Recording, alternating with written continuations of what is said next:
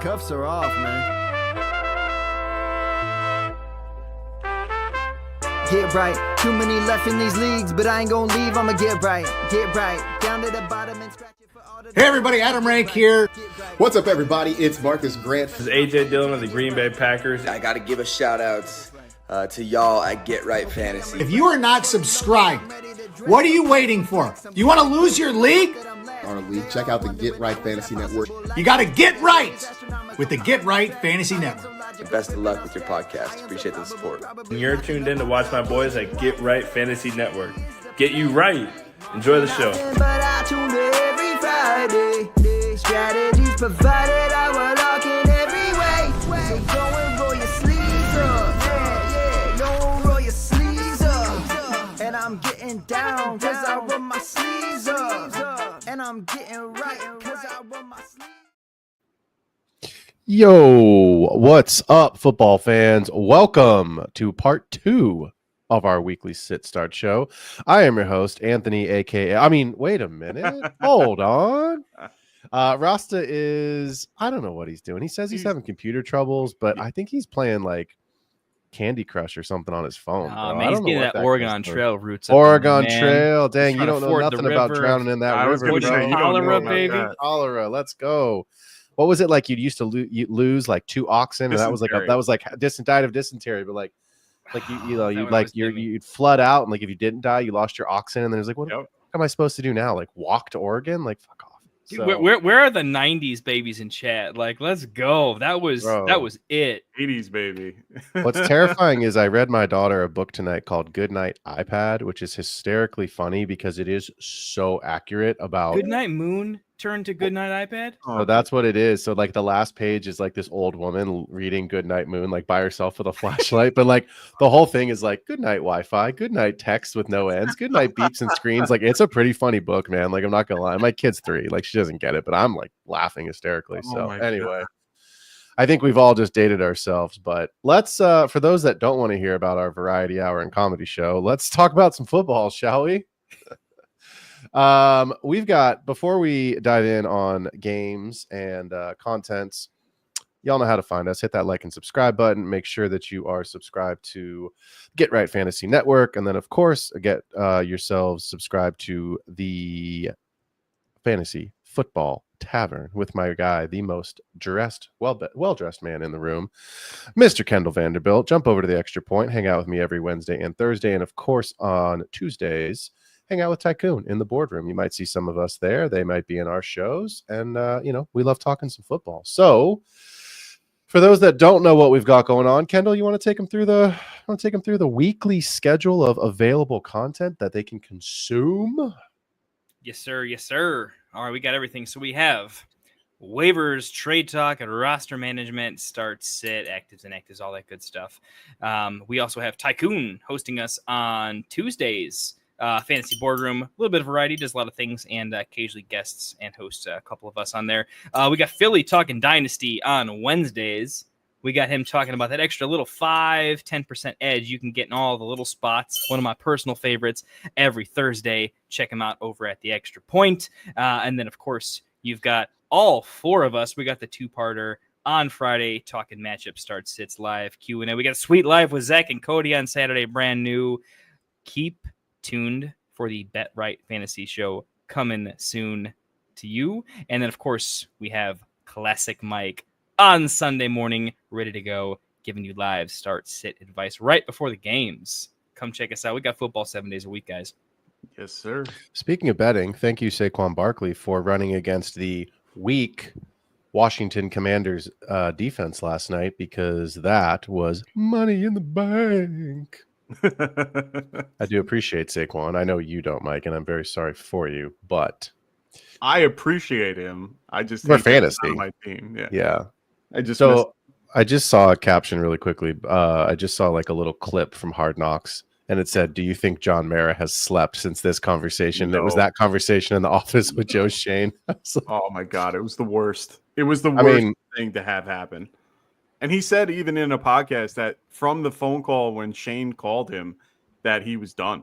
Like he was out of it, and you could see in the conversation he was done. He didn't want to be there. So Well, I do believe, Mike, that you will have a new head coach and a new GM next season. And a new quarterback. We can only hope. I hope not. I hope it's not one of these. Only hope. I don't want any of these guys that are coming out of college this year. Well, Go if take you don't Justin want, Fields, baby. yeah, let's talk about some guys we do want. Let's talk about some guys that are going to be playing football this weekend. Before we do, really quickly, the last thing I want to say, it is really important. You heard in the last hour Kendall talking about trade deadlines. It is time, folks, to start thinking about your playoff runs. Are you going to be a playoff team? I know we're talking about redraft and we're not just talking about dynasty, so you may not be trading future picks, but in your redraft leagues, you got to start thinking about those week 15, 16, and 17 matchups. Who's going to be on bye from now until week 14 that you might lose, and how can you pick up a guy or trade a week early or go stash a defense that you really like because you might need a win to push you over the top to get you that 4th or 5th or 6th playoff spot, depending on your league size and playoff numbers.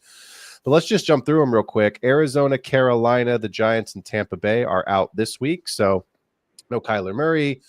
There's never any Panthers or Giants anyway. No, I'm kidding. There's no Baker Mayfield. Come on, Chuba's doing good. Come Chuba's on, all right. Chuba's give him there. Chuba. Chuba's there. Yeah, give him Tracy. Come on, Tyrone that's Tracy. true. We'll give you Tyrone Mondale Tracy. Neighbors. Come on, got to give him more than that. All right. But week 12, look, we got big bye week next week. Atlanta, Buffalo, Cincinnati, Jacksonville, New Orleans, and the Jets. That is a lot of fantasy relevant players. That's Joe Burrow. That's Jamar Chase. That's Josh Allen. That's Kirk Cousins and Drake London and Bijan. We're not going to talk about the Jaguars because y'all know my disdain for them. But there are players. That's Alvin Kamara, right? So there's a lot of guys that y'all need to start thinking about. And then another monster in week 14. We've got Baltimore, Denver, Houston, Indy, New England, and Washington. So lots of players. So start thinking about your next 2 to 3 weeks right now, who you're going to pick up off that waiver wire, what defense/kicker, if you have that kind of a league that you need to stash in case somebody does, you can't pick up somebody on a bye there. And then, of course, if you're playing in a super flex league, who are you starting at quarterback? Because Lamar is going to be out. Joe Burrow is going to be out, right? Big time names, Josh Allen, that you're going to need to have in addition to those skill position guys. So let's dive in here with first game of the second hour here. And we are going to talk a little bit about what I think is going to be hopefully the best game of the weekend. It's a divisional game with the Ravens 7-3 at the Steelers 7-2. It's for first place. Kendall, you and I were talking after a show last week. We said after that kind of mini bye that Baltimore had on that Thursday night game coming into this game, the Steelers did win last weekend, but had they lost, it could have been a quick flip and the Ravens could have really grabbed control. So this is a monster game. Najee Harris did practice in full. Looks like he's removed from the injury report, on track to play. Jaylen Warren did miss yesterday's practice and came back today in a limited fashion, so he's questionable. Look, you're starting Lamar, you're starting Henry, the King, you're starting Flowers, you're starting Andrews, you're starting Pickens in this game. How do we feel about, let's start with the guys I just talked about, Kendall, we'll throw it to you first. How do we feel about these running backs in Pittsburgh, and where do you have them this week in the rankings? And again, Baltimore here, really, really good against the running back position. I have him pretty low in my rankings now that it's kind of a split with Russ there. I kind of have him as a high-end RB3s. Basically, my plan was if just one of them was playing, I'd be fine. But if both are playing, I think they vulture enough from each other that I'm not loving the situation. So I don't want to start either. If it's a situation where you're weak at running back and you have to start them as your RB2, I mean, it is what it is. This bye week is pretty rough. But when it comes to a flex situation, I'm taking X player over them in the flex in most cases based on where I have them. Yeah. Mike, anything different on, the running back situation? Or I feel like this one's fairly straightforward, but do you have kind of a counter opinion strongly on Najee or on Jaylen Warren? No, I mean, I agree with what Kendall said. I think overall, unless you have better options, you're pretty much not starting Najee unless, you're really weak at running back and, flex. I do have a league that I have like Joe Mixon and Najee Harris with, Cedric Tillman as my, flex spot. I'm starting Najee and I feel okay about it. But he's still a mid-range RB2, maybe a low-end RB3. But I don't feel confident about it. I have them back-to-back at 25 and 26 this week in my rankings. I have Rico Dowdle. I have Rico Dowdle just ahead of Najee only because of the fact that Mike McCarthy says, now let's take it with a grain of salt, but says that Dowdle's going to be the guy this week. And again, I don't necessarily want to start him either. I know we're not talking about that, but that's kind of the range of players that we're talking about with these running backs and kind of where you're at the bottom of the RB2 range here. So let's talk about Rashad Bateman. More involved last week, looked better. I mean, like Devontae Walker's not getting snap. He's not getting run. Bateman, Deontay Johnson hasn't gotten involved in this offense really. I have him as a sit. I know Rasta does as well. So is Bateman flex worthy this week? I like him. Look, here's my quick take on him because I own Bateman in a lot of dynasty, so I tend to have a perspective on him. Last week was the offense was so good that Bateman profited from it. I think, what was that game compared to an average game in terms of offensive output? Would you say it was 20% higher than normal? 25%? He had he doubled his target share. Yeah, he's kind of in the like 4 to 5 range. He saw 8 targets last week, turning that into 6 for 54 in the touchdown. So I mean, it's like, my point is, like, Lamar isn't always going to throw that many passes. They're not always going to have that many passing yards. I want to say it's a tiny bit of fool's gold with Bateman. I do think he is going to get more involved in the offense in general in terms of percentage, right? But he's still a small piece of the pie. The pie was just really big last week, and so that's why he ate, so to speak. But when that pie shrinks a little bit and goes to other players, yeah. I saw the nuance one. I didn't know if that would go over people's heads or not, but because of that, look. Bateman, it just shrink his production last week by 10 to 15%, which is what I think the average offensive game is going to be for them. And he's not as impressive as he otherwise would be. I think he's more of a dynasty hold than a redraft start. Mike, I want to ask you about Pat Freiermuth and how you see him this week. I know that it's difficult with the tight end landscape, but is he in your top 12? Is he out of your top 12? He's in the top. He's in the top 12 for me. I mean, honestly, right now, Pat Freiermuth is a good play this week in situations where you might have Otten or, a few other guys that are out. I do like him. We were talking about it on the show before when we jumped over here. We had a question about, I think it was Freiermuth, Disley, and I forgot who the other guy was. And it was standard, which, we want to go with touchdown in that case. He's 3 for 3 in the red zone at within 15 yards. He's 5 for 5 within 10 yards, and he's involved in the red zone as a whole. So I think overall, I think we can do that. I would do this without a problem, especially for a week, bye week fill-in. Ravens are not doing great against the tight, or they're not doing good against any pass catchers in the last few weeks. Right. So I'm liking Pat Freiermuth, especially with Russell Wilson behind center, a little bit more involved. So I do like it. Yeah, I think anytime you get in, I mean, Dalton Kincaid is a questionable tag right now. George Kittle just popped up today with a questionable tag. So, we can talk about receivers, we can talk about running backs, where are we going to put them in terms of our rankings, start, sit, but a lot of times, I think the tight ends that you drafted, unless you've got 2, you're probably just starting whoever you drafted, right? And so, my fear before we move on to this next game, my fear is that this turns into a AFC North just dogfight slugfest, right? Because I think you can see easily the Ravens and the Bengals going back and forth, which they obviously did twice this season because of the offensive juggernauts on each side of the ball. I don't see the Steelers having that kind of a juggernaut offense. No, we know they don't, but they do have a very good defense. They are at home. This is a massive divisional game. As much as I hate to say it, it's a 48.5 over under. I don't know if it gets there. Isn't the highest? It's one of the highest. I think it's the highest of the week. But like, highest of the week. I could see this game being 23-20. I am I could see it getting close. The Steelers defense in this game. Oh, 100%. Okay. They got dropped. I'm picking them up and I'm playing them in spots where I'm not rostering 2 defenses, and I think I'm going to be fine. Yep. Anyone else you guys want to talk about, or are we ready to move on to the next game? Yeah, let's move on. Let's do it. The 7-2 Minnesota Vikings will travel to Nashville, Tennessee, to play the Tennessee Titans at 2-7. Aaron Jones off of the injury list. He is good to go. Fire him up. Put him in your roster spot, running back. Let him run around. Tony Pollard going to be active, and I think that's really the two guys that we need to talk about. Aaron Jones starting, JJ obviously starting. If you have Pollard, you are starting him. Let's talk about the quarterback, Samuel Darnold, who started the year on fire, has cooled a bit, but has still been solid. Kendall, super flex, we're starting him, but in a single quarterback league, how do you see his outlook against this Titans defense? Kind of middle of the pack Titans defense, not great, not knocking your socks off, but can be a challenge to play against.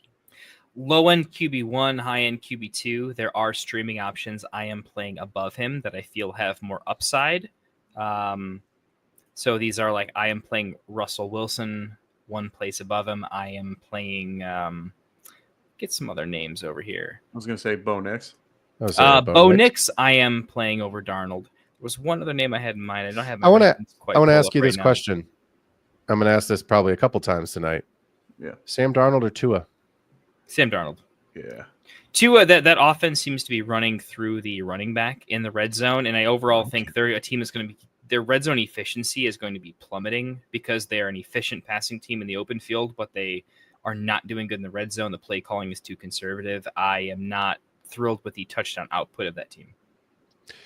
I think I don't want to talk about the Dolphins right now. This is obviously a Vikings and Titans segment, but they're broken even with him, and it's just, we'll have another conversation about that another time. But yeah. I have Darnold as a sit in single quarterback this week. I can see a world where it goes well for him, but again, like the Titans defense is just kind of competent.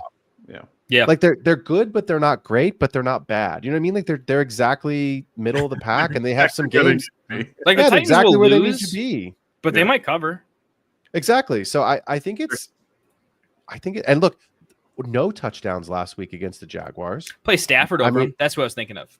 You could play Stafford with everyone now healthy. Absolutely. Stafford 3 touchdowns 2 weeks ago. Yeah. So as much as I want to say, sorry, Mike, really quickly, as much as I want to say this is a bounce back for the Vikings after last week's disgusting, don't even frickin' watch it football game with the Jaguars, I don't know from a stats perspective that it is. Mike, do you feel different? I mean, I'm looking at their defensive stats against all the positions on the field currently. They are in the bottom 20 of QB running back, but they are number 5 against wide receivers. I see that, of course, changing going against guys like JJ. Yeah. So I right now, I think this game is going to be a little bit more of a low scoring. It's probably going to be on the, Viking side, something like 24, 12 or something like that. It's going to be one of those games where it's going to be unwatchable. Definitely. Actually, one guy that I was trying to figure out was Addison. How do we feel about Addison?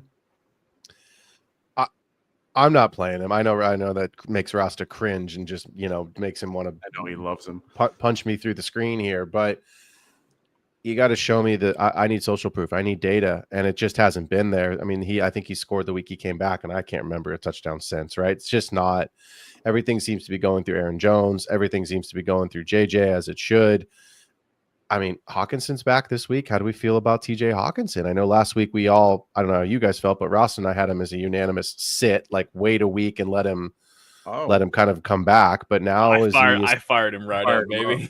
Did you both? You both did. Wow. Yeah. I think he fits a role in that offense that Darnold needs. He is an elite, short yardage guy with just a tiny bit of yak, and I think that's exactly what he did, right? I don't mean, it was kind of a 10-target guy, but he made the offense work where it doesn't, but I think it impacts Addison in a massive way, in that if you're going to do the play-action deep shot, it's so much easier to move the chains with Hawk or take a shot at JJ. I think Addison is going to be living on broken plays, which aren't going to be as necessary when they can. Their defense is good enough that they can just run the ball and kick field goals in the second half if they want to. So it's one of those, if their defense sucked, Addison would be way better, right? Yeah. But their defense is so good that they just don't have that upside in the second half.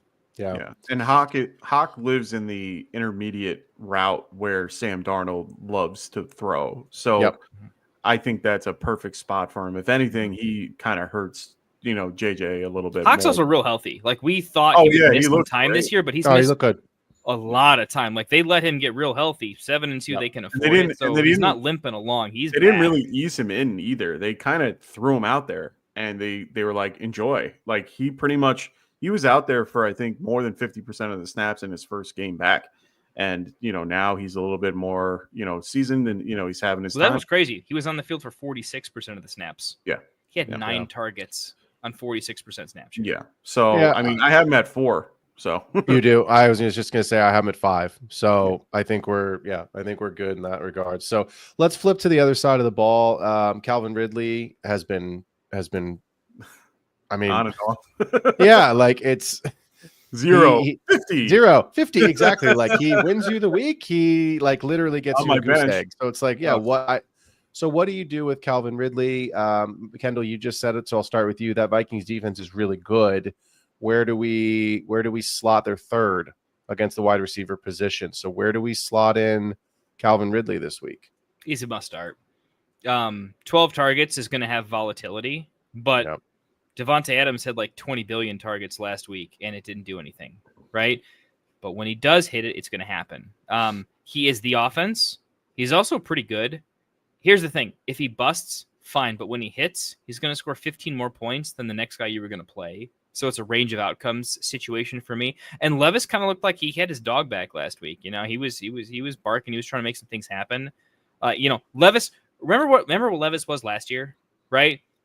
We didn't like his consistency, but we knew he's got a sweet deep ball, kind of resembling Herbert's. Okay. Right. He can still throw a rocket and he's going to keep doing it. He's kind of like this year's like Jameis Light. Like, I think he's going to try to chuck the ball. And I think Calvin's the only thing happening.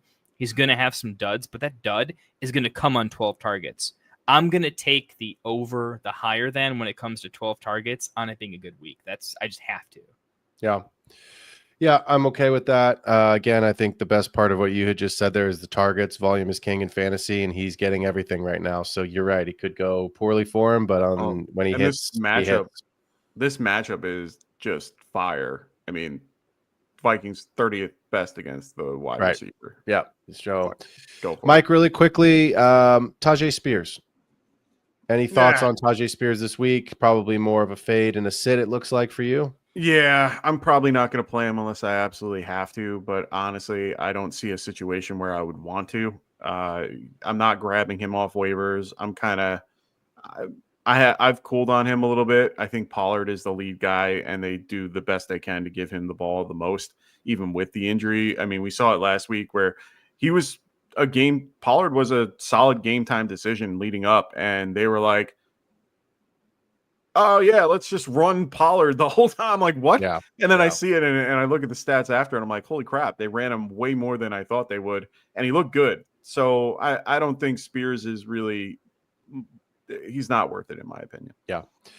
All right. I'm agreed on that one. Let's talk about the Atlanta Falcons at 6-4, coming out to Mile High to play the Broncos at 5-5, who – yes. I want to see this game. Have been good. I mean, they were a blocked field goal away from beating the Chiefs last week. And to be honest, I just saw before the show, I was scrolling Instagram for a minute, and I saw this woman, and she said, our country really needs to heal. Everybody's kind of at each other's throats right now. We really need Jake Paul and the Kansas City Chiefs to lose this weekend to really just unify us as a country. And I thought that was a pretty funny video. So I like that. I like that one too. So Drake London practiced in full. He is going to be in there. Yeah, obviously, he is a starter. And then Darnell Mooney popped up on the injury report with the Achilles, but no designation off the injury report. So fire him up. He is in your lineups as well. But let's talk about old Captain Kirk. How do we have Captain Kirk here this week against the Broncos defense and Mr. Lock it down, Pat Surtain? I mean, I'm finding better options if I can.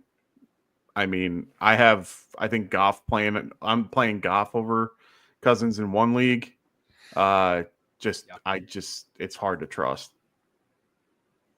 Kendall, any thoughts on range of outcomes for Kirko Chains this weekend? I don't like it. Yeah. Kirk tends to thrive in games where they're like he can get into a crazy offensive rhythm where he's going to throw the ball in every down for a long time. Some quarterbacks are like that. This is not that game. The Broncos, when they get the ball, they're going to slow the game down to an abysmal pace.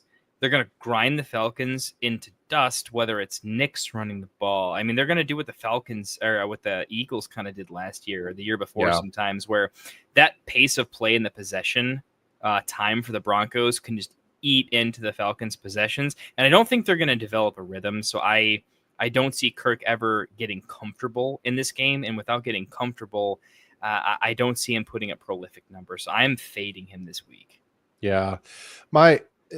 I'll be honest. My thought process is this could be and should be a Bijan and Algier game. You just said it. They slow the game down. They like to grind it out. We assume Pat Surtain is going to be on Drake London. What does that mean for Mooney? What does that mean for Pitts? I mean, Broncos they're a decent team. You know what I mean? Like they were a blocked field goal away from beating Kansas City on the road last week. Cortland Sutton has been better.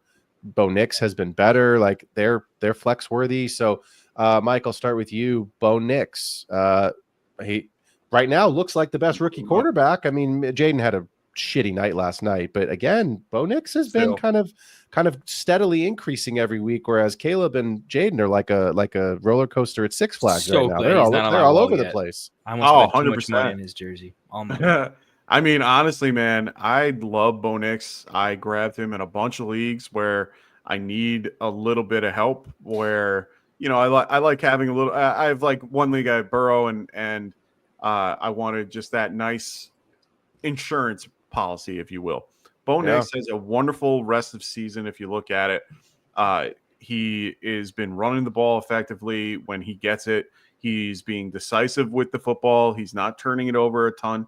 He's doing great with getting it to Sutton, which is part of Peyton's offense. Like Sean Payton's offense is going through the X. That is Sutton, and Sutton is a great person to have for that. Great contested catch, can do it where he can be a possession guy as well. I really love how Bo Nix has been playing the last few weeks. His floor is great because of his rushing ability. So for me, Bo Nix, I have him at 10 currently. We have a question here: start Goff or Bo Nix? I'm starting Bo Nix here. I just changed him out 2 minutes ago. I love the matchup for Goff, but I do think Bo Nix can do well and continue to do well. What about you guys? Nix. I have a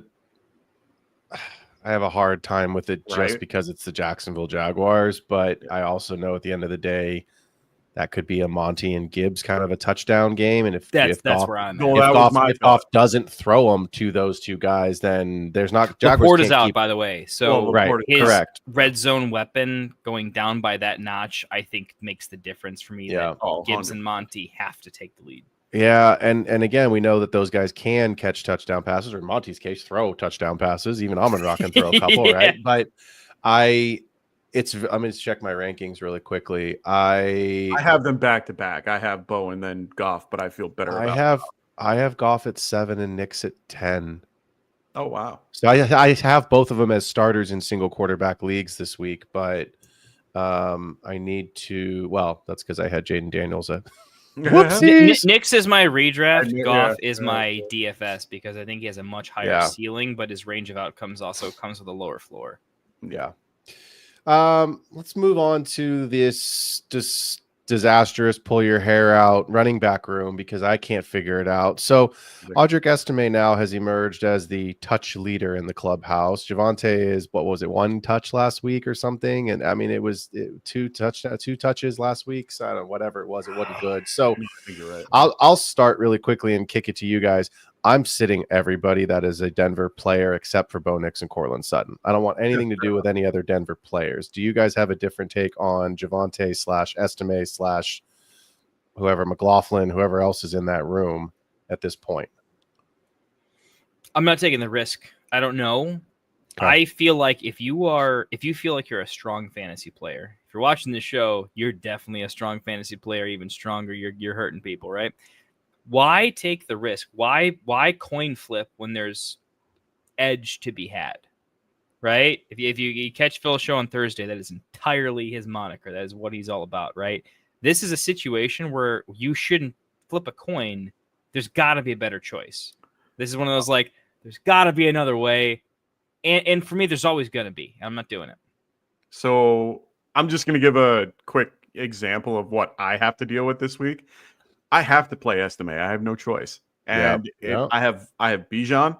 I had, I have Rashad White that is currently out this week. Mm-hmm. I have other leagues where I have Tyrone Tracy and Rashad White out. I have a lot of situations where I have 2 or 3 guys that are going to be out because of the bye. Estime is my best available that I could grab. And you know what? I'm playing Estime over guys like him. I had Akers just in case, we don't know about Jones. And then Ray Davis too. I mean, those guys, I'd rather play him over all those guys because he's given the opportunity. And Sean Payton is come out and said a couple times of the concept that it's going to be the hot hand. And in this case, Estime is the hot hand and they like him a lot. So until Javonte gets his shit together, it looks like it's going to be Estime's ball, backfield. Yeah. I mean, we saw last year, McLaughlin had a little bit of a run at one point. He's no longer getting anything. It looks like it's Estime's backfield until further notice. So I'm going to stick with it. I'm going to be okay with it. But of course, he's in most leagues, he's a low end flex play. If you absolutely have no one else on your bench, he might be a decent play in this particular matchup. But Estime or Najee? Oh, well, it's Najee. Yeah. But I think, though, to your point, Mike, like if you all listen, I know we've got a fair amount of folks here tonight, but if you're a regular listener of the show, you've heard me and Rasta talk about this, and I've made this point a couple times, and I'll say it again right now, especially if you're new to the show. We all want to talk about top 24 and top 36 guys. Yeah. Sometimes that's just not the reality. Right. 100%. We got bye weeks. We've got injuries. We've got, I drafted super wide receiver heavy. So I've got Zach Charbonnet or Tyrone Tracy as my RB2, right? Like that's just sometimes how it goes. So to Mike's point, like give yourself, if you're in that kind of a decision, if you have an Audric Estime, if you have a Zach Charbonnet, if you've got Khalil Herbert, right? Like sometimes you just got to give yourself the guy that's going to give you the best opportunity to fall into the end zone. You know what I mean? And I think at the end of the day, that's really all you can do in certain situations, whether you're banged up or you've got guys out on bye weeks, is who's got the highest opportunity to fall in that end zone and get me that 6 points, because 3 for 34 isn't doing very much for you. 3 for 34 plus a touchdown at least salvages that position on your roster. So, Kendall, why don't you talk about our underdog fantasy, since you just mentioned my show on Thursdays where we do a lot of higher and lower, and tell the folks what's in store for them on Underdog Fantasy if they were to sign up now. Well, it's the best and easiest play fantasy sports. Look, this is absolutely an ad read, but I love Underdog. I'm just going to throw it out there right now. I truly believe that they are the easiest place to get into a little bit of sports betting. If you are new to that scene, this is the best place to do it, right? They even have a YouTube channel dedicated to it with actual fantastic advice. So I'm going very off the read, but I'm telling you from a person to person, they're the place to be. They're absolutely smashed. So we enjoy their season-long best ball draft tournaments. Obviously, those are already running. If you don't know about those, stay tuned. You should do a lot of them next year. Stay with us. It's going to be a very, very good time. Best ball leagues are awesome. No season-long commitment, no waivers, no trades, no monitoring, no nothing. Your draft against someone else's draft. Let's go. All right. It is awesome. You're going to hear us talk about it all off season. We're going to have lots and lots of shows dedicated, live streaming these best ball drafts. Super, super fun. You can draft hundreds of teams like me, Phil, Rasta, Mike, we all have. And it doesn't replace your managed teams at all. I mean, we are fully addicted, and it's not coming off. It is fantastic. But right now, we got pick'em contests where you can simply pick higher or lower on player stats like rushing or receiving yards and touchdowns. If you can't pick up every player you want to or trade for every player you want to, but you've got an inside edge on who's going to have a better or worse game, this is your chance to prove it, right? Pick your higher or lower. So sign up now. Use promo code GETRIGHT. You're going to get a 50% deposit match up to $1,000 in bonus cash. I think that's double what it was when we originally signed up. So you guys are getting a better deal than we were originally, which is absolutely fantastic. This is a pretty good deal. So you're also going to get a special Aaron Rodgers pick'em, as you can see on the screen right there. Higher or lower, plus or minus 0.5 total yards. So a full gimme. So definitely use code GETRIGHT. Get that special pick'em and download the Underdog app from your app store across all platforms as soon as you can. And keep tuned to our shows because we're going to give you lots of our pick'ems on Underdog. And we're also going to do a lot of, in the off season, a lot of live draft streaming on their platform as well. So we love them. Get on it. I don't know about that Aaron Rodgers 0.5 passing yard. I might take the lower on that one. No, I'm kidding. So he's done it one time. Yeah, well, he's done it one time. Let's not go there. So, well, Rasta's not here, so hopefully he's listening because it is time for everyone's favorite team, the game of the week. It is the Seattle Sea Chickens at 4-5, coming out to my Levi's Stadium to play my boys in red. Niners.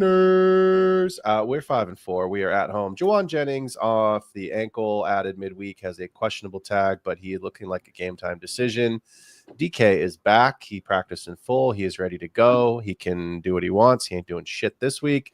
And Noah Fant is going to be out. Oh, you must have known we were talking about our guys. Look at this guy. I almost put the Niners first, like, because I wanted to talk about them first. But I was like, nah, let me just go in the order. That's the order. And I'm so glad I did because I've missed half the show now. So at least I might be able to say a little bit. What's up, guys? What up? You guys are like halfway show in. You guys are tired. You guys already did I'm exhausted. 3 hours. I was everything. And I was like banging through until you got here. I was banging through till you got here, and then I'm out of here because I'm exhausted. Well, it's like 2 in the morning, and all right, man. Right? I appreciate you, class. I'm like a fifth of gin. Yeah, he's like in the Netherlands or something. I'm barely hanging on. But that read though, that Underdog read. If I didn't already have an Underdog account, I would have been signing up for that. And I think I'm gonna have to clip that and just run that instead of doing it live. We'll just run that video every time. That was a great read. Just run that. Please do. I got me hyped. I was like, oh, I'm about to go log in right now. My boys at Underdog, man. I was just saying, actually, can we combine the sponsors? Because I want Trophy Smack to make us a dope Underdog trophy. Can we make that happen? Because that would be nice. We'd have to talk to Tycoon. He knows the guys over there. I was going to say, Trophy Smack. That's where he's drafted his Scott Fishbowl the last 2 times he's talked to them there. So we might be able to make that happen. I'm just maybe I have for to say the this. I'm about to jinx if myself. we move it to Underdog. I have to jinx myself, but I'm going to say it. I'm all down for a jinx. In the mini Schnauzer 8, where I have a 20 max entry, I have 8 entries that are, as of right now, playoff teams. Good for you. Nice. So almost half of my max entry is in the playoffs right now. So I don't want to click on these rosters because it's got to be Eagles and Ravens guys, like just stacked on stacks. And probably some Burrow and that's my Jamar Burrow and Chase, play. Right? But yeah, man, we got to get one of these teams into the playoffs, right? Like 2 of these teams. Like I got to get that's what I'm saying, here. Man. So man, if you make a deep run, like can we try to get like Hayden on the show? Yeah, I mean, why not? It's like I should do this on Thursdays or something and talk about higher or lower picks and talk about DFS. I don't know, man. It's like I should have almost like you know what you're talking about over there a little bit. I mean, sometimes blind. What do we talk about, Rasta? Blind squirrels. We're talking about the Sea Chickens and the Niners. Can we talk about our guys, please? Because also I just traded Kendall for CMC today. Yeah, I gotta hang on. Like you guys do the show. I gotta hang on for a 49ers take. I gotta hear this after trading away CMC and Dynasty to Phil. I have to hear this. I got to take it, and I'm gonna pop off after this. Let these guys do this thing, but I'm gonna pop off now because I'm exhausted. I'll see you guys on Sunday. Make sure you guys come back Sunday morning for the Actives and Inactive show. I'll be wide awake for that one while these guys over here. Hey, I'll be half asleep next week for that one because I'll be joining you live. We got a little panel going on with the boys over at Dynasty Pylon, doing a combined show over there. So that's going to be real fun. I also got a invite for Club Fantasy too, so I might be doing that on sick. See, there we go. Our boys over at Club Fantasy. Let's go. We're branching out, guys. That's what we do. We're bringing you guys content everywhere. Appreciate you, Classic. Have a good sleep, man. Peace. See you, buddy. See you guys later. Good luck, unless you're playing me, of course. Well, nah. All right, I already beat you. Okay. Let's talk about. Are we talking about the Seahawks side of the ball, or are we talking about the Niners side of the ball first? Let's talk about Seahawks first. I was gonna say, let's get the sea chickens out of the way. I'm playing you this week. Oh, well then, no good luck to you. Oil and water. You're starting Metcalf. JSN is interesting this week to me, actually, Rasta. I feel like I have him at 29. I have him ahead of guys like Jamison Williams and Jerry Jeudy and Quentin Johnston. And well, obviously I have him against Quentin Johnston, but like I think you can play him in a 3 wide receiver league. Like I think there's good run for him. I think that Metcalf is healthy, but we are decent. I don't know. I feel like if you need to play JSN, you can, but the bias in me is like he's going to do nothing. He's going to get you a 0. Yeah. But like that's not true.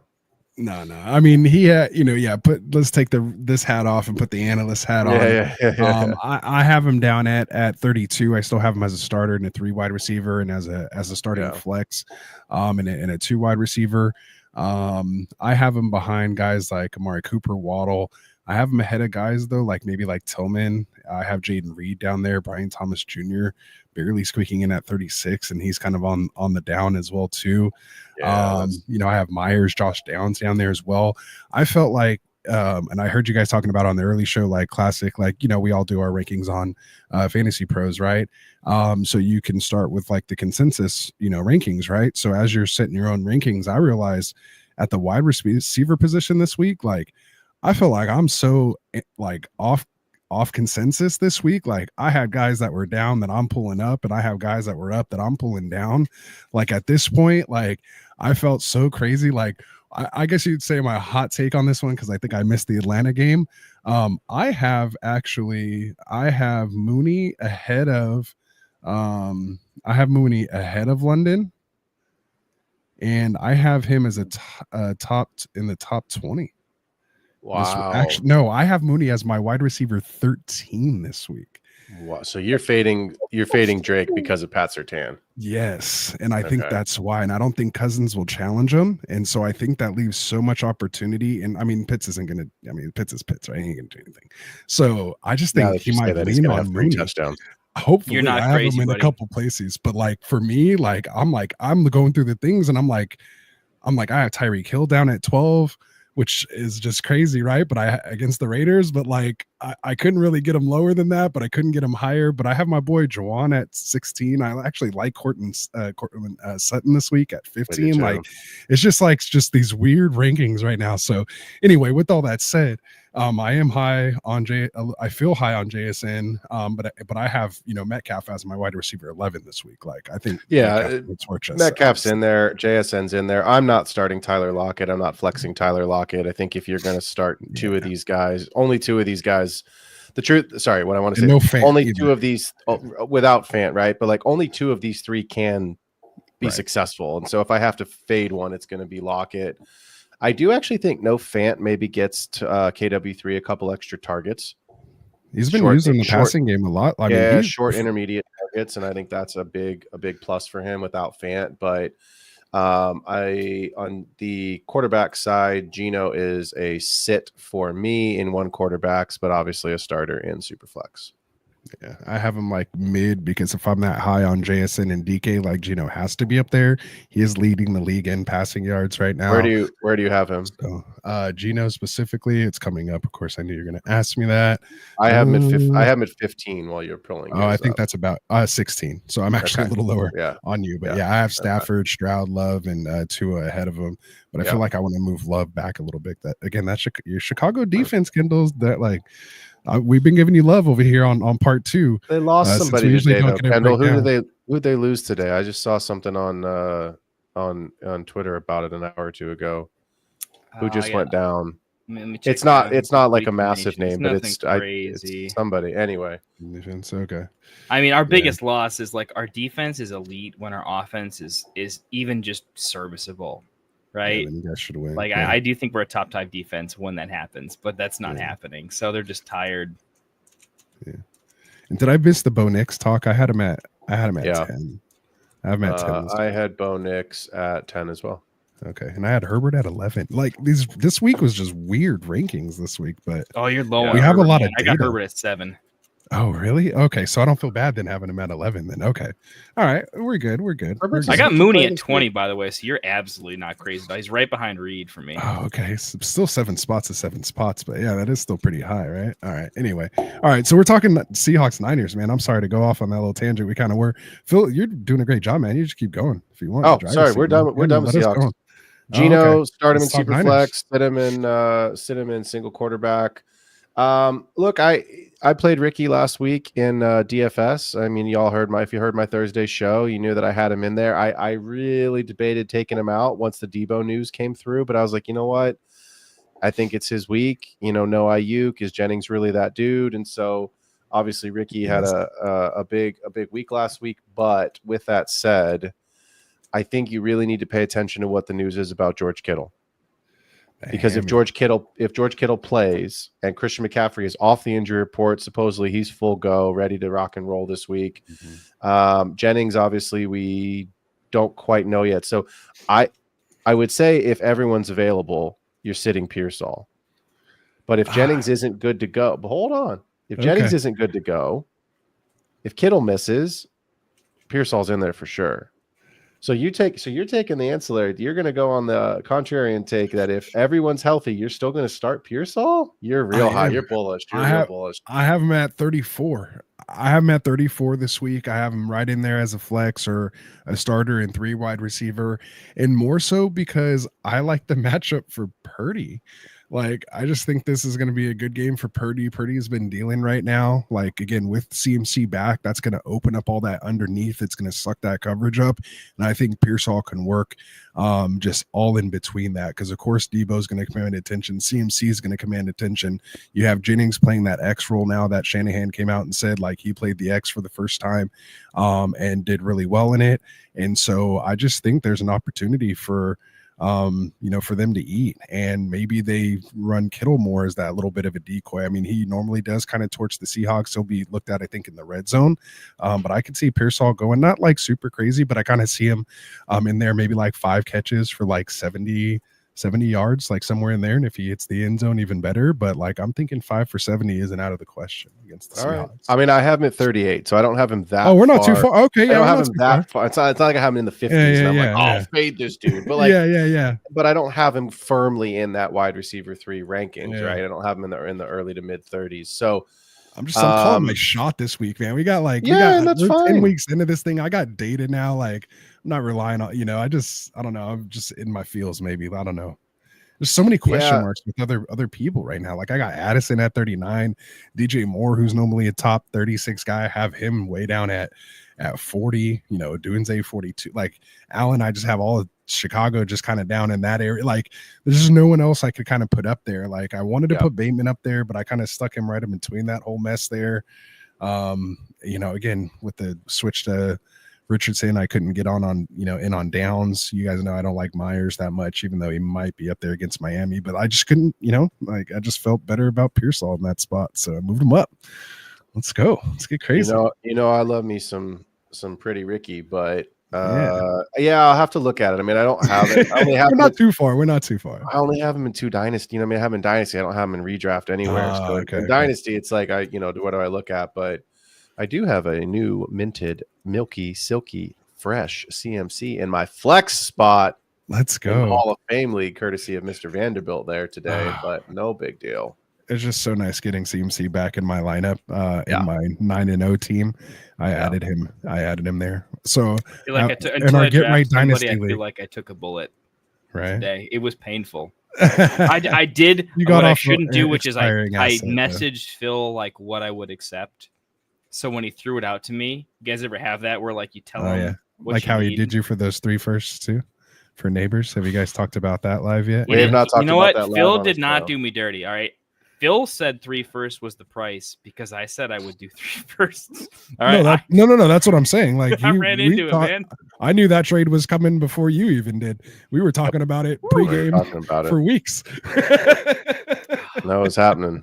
It was happening. When I saw it go through, I was like, paid next week. There you go. You guys 20 years old, all right? I can't even buy him a drink yet. Yeah, go get your guy. I mean, If it makes you feel better, he is in the consensus wide receiver 3 to 5 conversation in the dynasty rankings across pretty much every platform right now. You paid I market paid price. Jamar man. Chase. You got your guy. You paid Jamar Chase, Justin Jefferson capital for Malik Neighbors. Yeah. Yes. I only paid 2 first for JJ. So yeah, you went on a little limb there. Yeah. Well, you don't invite paid me you and Phil first to for those Chase, leagues, too. man. That'd be a different story.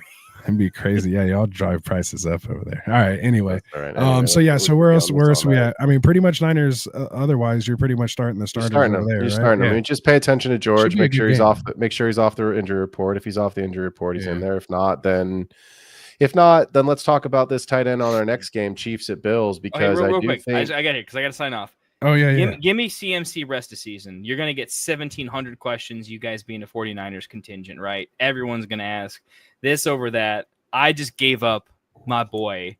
All right. I literally have his jersey. Like I just bought one behind me in the back. It's not up yet, but it's there. He's my favorite fantasy player of all time. He's won me so much money. What is he rest of season for you guys? And how much am I gonna regret selling him to Phil? Christian McCaffrey is a wide receiver 1 and a running back 1, like workhorse running back 1 in one position. Like he's the ultimate cheat code besides any rushing quarterback besides Lamar Jackson. I think he's the most unique fantasy player when healthy. Now that's the big caveat. And he's aging. And will Shanahan use him like that? And I thought to come back and put up 16 points and he still almost had 16 to 20 touches somewhere in there. I don't know his exact numbers, but it didn't look like, okay. I was like, it didn't seem like he had 7 targets. So he had 20 7 targets. Okay. So it was, that's what I mean. Like snapshot. They weren't dialing anything down. Like he seemed full go from what I saw. Like I said, I was kind of out and about this weekend and didn't get to watch the full game. I've only watched the highlights on it. I haven't recorded, of course. And it's already almost second week, but I'll get to it here tomorrow. But yeah, I mean, I specifically, recorded that one because I wanted to see the CMC usage and how they were kind of using him. I saw Mason only got like 1 carry and Garendo had 1 carry for 0 yards, I think. So it was basically the CMC show. So like he's full go, no limitations, and bounce back healthy. So I think you're going to get nine games of an 18-game Christian McCaffrey pace because you've got all the first half of the season where he was out. He's fresh. He was rehabbing. He's fresh now. He's not carrying any wear and tear on his body from football hits and travel and injuries. So ideally, you look at this schedule: Seattle this week, Green Bay next week, Buffalo the week after. The next 3 don't really terrify me. Chicago in week 14, sure, but then you get the Rams, Miami, Detroit, hopefully is a shootout in Arizona.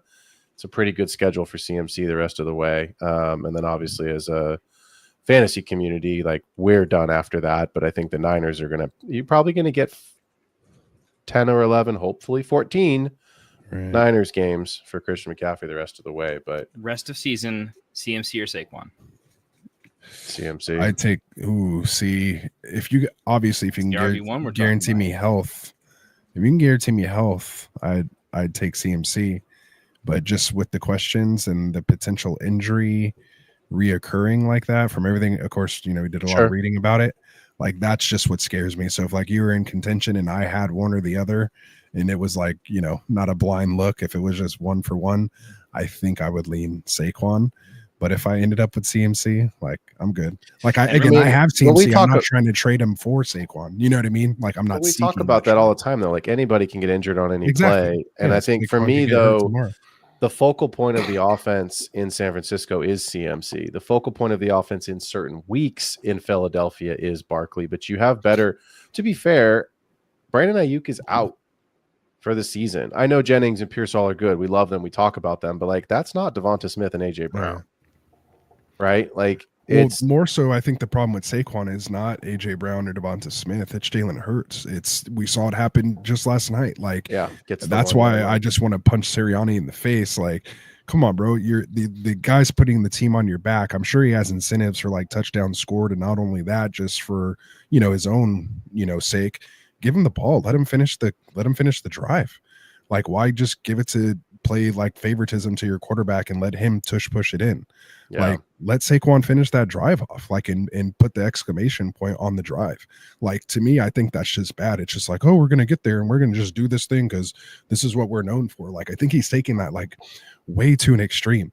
Like, just line it up by formation, give it to Saquon 1 or 2 more times. He just got you down there to the 1. Let it pay off for him. And if not, then you can run your tush push on 3rd or 4th down if you want to, but give him a crack at argument it. for like, dude, the league's gonna outlaw this if you keep exploiting it. No, I don't think it's out. No, not I mean, I think like that. I just think it's like morality of like for the team. Like, I'm with you there. You know what I'm saying? Like in the locker room, like, bro, why does the coach keep letting Jalen's already the quarterback?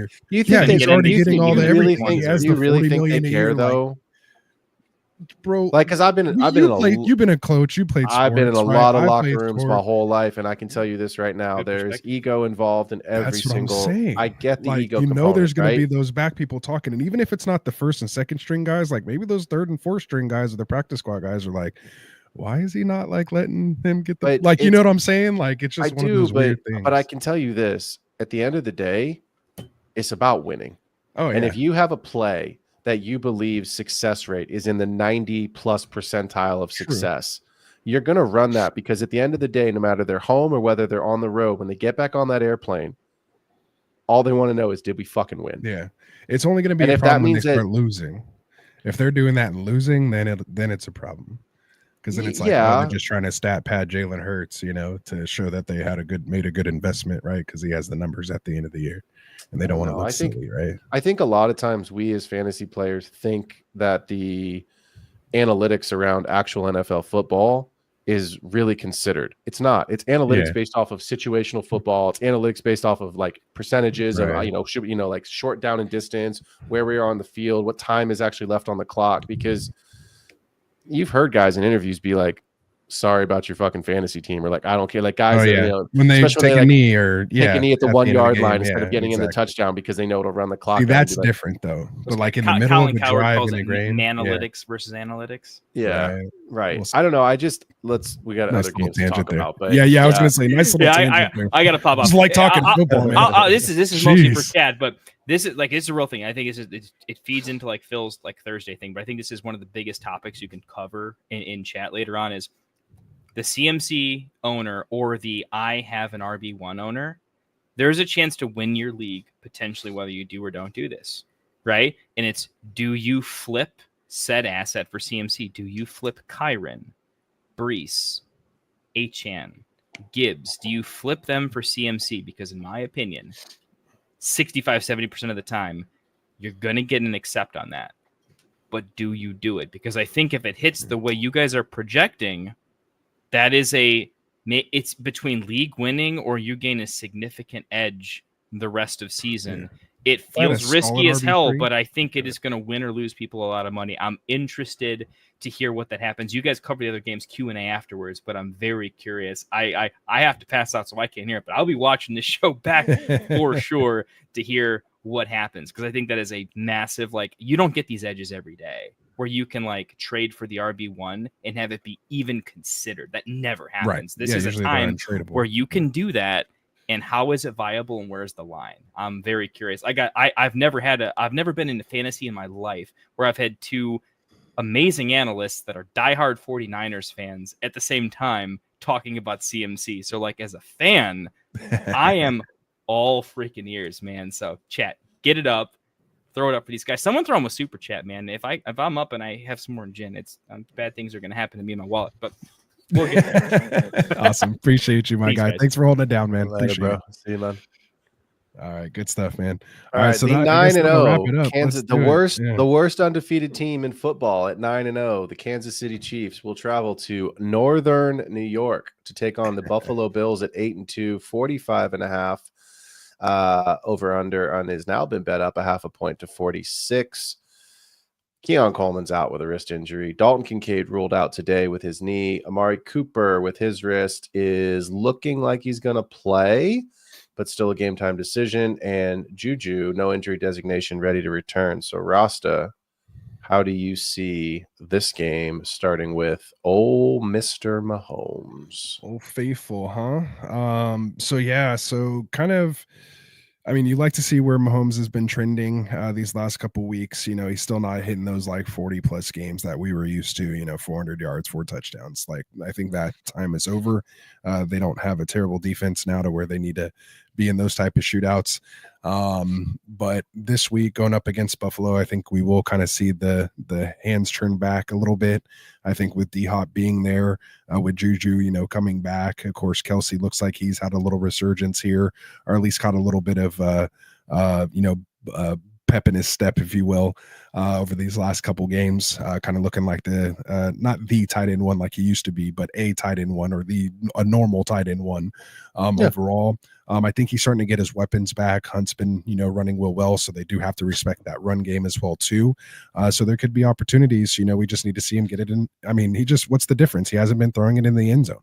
Like, a lot of those times we'd get those little just quick little flick passes that count as a passing touchdown, but it's a little flick to Hardman and he'd run like basically an end around, but because he did like a little toss forward, they counted that as a passing touchdown, or like, those behind the back, or, whatever he wants to do, little trickery on the goal line. So I don't know if they get back to that per se, but I think he can, get about 300 yards and 2 touchdowns. I think they'll need that to win this game against the Bills. Now, granted, the Bills, have been hurting here, of course. So like you mentioned with the injuries, with Coleman down, of course, Kincaid ruled out today, like you mentioned, and with Cooper being, a game time decision. But I think, with Cook, even though, of course, not in the rushing game, but in the passing game, they still have Ray Davis there. And Knox isn't like just a normal backup tight end. Like, he has history with him. I'm pretty high on Knox here this week. So I know you told me just to talk about Mahomes, so I kind of listed everybody in this game. Oh, good. Good. Yeah. I mean, but yeah, just to kind of recap the whole thing there. I just, I think that's what it's going to kind of take overall. 46 point over under in this one. I'd probably take the over on this one. I think it'll be one of those classic tight games. I wouldn't be surprised if it went into overtime either. Yeah, just make sure you call the coin toss correctly. So, Right. Mahomes Kansas City has a new kicker too, right? Like, they just Bucker's out for IR. Yeah, knee injury, or so had to get scoped or something. So Mahomes is a starter. Like, you're not starting Mahomes, no matter what the format, no matter what the league, quarterback, super flex, or single quarterback, he's in there. I'm not starting Juju. I don't care if he's back or not. It doesn't make a darn bit of difference to me. I am going to start / flex Hopkins, though. He's been good. He's been clearly Mahomes' guy. He's picking up the offense. He's not DeAndre Hopkins like we used to see, where he's just dominating. Not going down the field, though. Yeah, he's but he's still getting targets. Yeah. He's getting targets. He's getting runs. He's getting catches. And look, anything in the red zone, he's a touchdown threat. So I'm good with that. I agree with you. Where do you have Hopkins? Yeah, I'm at 22. That's why I feel like I was a little high on him, but I have him at 23. Oh, okay. All right. So there you go. I have Lamb at 23. I'm playing Hopkins over Lamb, man. I'm not feeling Lamb at all this week. Well, no, but I mean, I don't want to talk about the Cowboys. It makes me all right. Let's hate the Cowboys. I do think Dawson Knox is interesting this week. I started Dallas Goedert last night in a league because I didn't know about Kincaid. I obviously took Kincaid out of the lineup. I only have one. Yeah. I picked up Dallas Goedert off the waiver wire for next week because the Buffalo Bills are going on bye. And I know you were listening at the top of the show, and I said, get a guy a week early to prepare. And it just so happened that obviously now Kincaid is out. And so I didn't want to wait for that to happen, because then it was Knox or garbage. So I was like, screw it. I'll roll with Goddard. We'll just see what happens. Goddard had a decent night, and like 8.6 points or something in full. So it's like tight end 9. Tight end, yeah, exactly. It's gonna be a tight end 1 finish this week. So but I agree with you. I think Knox is interesting. And James Cook, look, I know you've gotten in the show doc here facing the number 1 rush defense. That's true. But James Cook is a pass catcher, and that's where he makes his money. And I think with Coleman and Kincaid out, sure, I don't expect James Cook to have a great rushing day unless he just breaks, one big one off, which I don't think will happen. We talk about every week. Chris Jones is a game wrecker, but I do think James Cook could have a decent pass catching week with these pass catchers out. Cooper not necessarily at full health, even if he plays. Khalil Shakir, who I had as a lock in my cash lineup week, was a complete bust last week, just a disaster of a day. So I think he you did can. decent, but not like you thought he was going to smash. Yeah. I didn't cash last week, and I can tell you it was because of those fucking wide receivers in the middle of it. Man. So it was a bummer. First week in a while I haven't cashed, which look, you can't win every week, but my process was you can't. Well, you can. You can. Yeah, you can. But yeah, my process just it was too chalky, and that's part of that was part of the issue. So anyway, we don't talk about DFS, but yeah, I don't think there's really too many other guys. You're starting Hunt, Kelsey, right? You're starting Josh Allen. I'm never going to start Xavier Worthy unless I have to, and I don't have him on any roster, so I'm not going to. But no, I just don't see any other guys in this game. I do think I picked Buffalo to win this game in my weekly picks. I think this is a massive, massive game. But you also have to think about this is big playoff implications because the winner of the Ravens-Steelers game goes into first place with only 2 losses. And if the Chiefs do lose it, now you've got 1 game back for some of these teams. So the Chiefs may not be a lock for the one. If the Chiefs win it, I think they're the 1 seed. I think this is probably the game that pushes them over the top. Yeah. So the funny thing is, I'm sure you heard the stat this week rolling around with this game. Josh Allen is 3-1 against Mahomes in the regular season, but 0-3 in the postseason. So I don't think they really care so much about this game. Like the Bills care a lot about it. The Chiefs know they're going to beat it when it matters anyway. Let them have that psychological advantage, but I think they have something actually to play for in the season now. I think they accidentally found something to play for and a little motivation. Like I think with that block field goal, they're like, okay, are we destined to have an undefeated, thing? I mean, that would put, Mahomes up there with Tom Brady, right? That's one of the reasons we think Brady's the go, right? 16-0 season, right? We all know how that came to an end, but 18-1, yeah. I was gonna say, I mean, we all know how it came to an end, but still, I'd be perfectly okay with that outcome, by the way, if the Chiefs lose in the Super Bowl. Totally fine by me. Yeah, especially if it's us finally, Jesus. Well, yeah, Jesus. But yeah. So anyway, that's kind of where I'm at. So I'm kind of with you too. Like I'd take the Bills -2 on this one. Like you said, I think they could potentially win this game. But I would have thought it much more had they had their full weapons. If they had Kincaid, if they had a healthy Cooper and a healthy Coleman, but. Even still, I mean, Josh Allen just might put the team on his back. Yeah. The Chiefs are a makeshift roster on offense, and they're winning games. You know what I mean? So it's like I think the Bills can win this. I think put the team on your back and do it. So let's talk about the Cincinnati Bengals and the Los Angeles Chargers. All right, I got a banner for that. Go right ahead. Look at you. Look at that. Cincinnati Bengals at 4-6. Can't believe I'm saying that. 4-6. Like what? I just don't get it. At the Chargers, 6-3, coming out here to the West Coast, the best coast, if you will, for those who are not from here. Maybe you need a little education.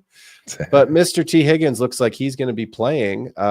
Supposedly, I wouldn't start him just yet. We need to see a little bit more on the practice report tomorrow. But you're starting Joe Burrow. You're starting Chase Brown. You're starting Jamar Chase. You will start Higgins if he's available. J.K. Dobbins and Lade. Mr. McConkey, I think, is in your lineup as well. I know he's in mine. But what about... I'm a little too high on him, actually. You want to start there? Where do you have him? Start there. Well, I don't think I'm going to have him as high as you, but... I'm at 17, man. Like I said, I had just some weird rankings. I do not have him at 17. I have him at 26. Okay. I'm like, do I put him at... Again, it's Cincinnati, right? Like, all they do is get in shootouts. Apparently, yeah, it could be so great. And Herbert's I'm just good. Herbert's been better. Yeah. That's what I mean. Like Herbert's been playing, and you said 6-3 Chargers, right? And 4-6 Bengals, right? Like Bengals. I heard that correctly, right? So I'm just saying. And I have Herbert at QB 6 this week, firmly in the QB 1 consideration for both of your dynasty. Excuse me, your dynasty, your super flex, and your single quarterback. We know it's on leagues. at all times. You don't know it's on my mind at all times. You know what it is. So, Josh Palmer, do a redraft show like this. Seriously, Josh Palmer, huge. What are your thoughts? I know we just said McConkey's in there, but what about those two guys? Yeah, man. So believe it or not, I mean, I was talking with Classic Mike about this. I was like, I was the biggest QJ fan last year. I tend to be a little early on these guys sometimes. Of course, didn't touch them with the 9-foot pole. in draft season had 0 shares, and in one of my highest stakes league that I'm trying to go back to back with the belt, I'm in first place. I lost Rashee Rice, I lost DK Metcalf for a few weeks, I lost Chris Olave basically the same time. All I was left with basically is Drake London, who I'm not proud to start. At least got DK back in the lineup, but have a complete hole because I also had lost Mike Evans on that team as well. So imagine that wide receiver room, right?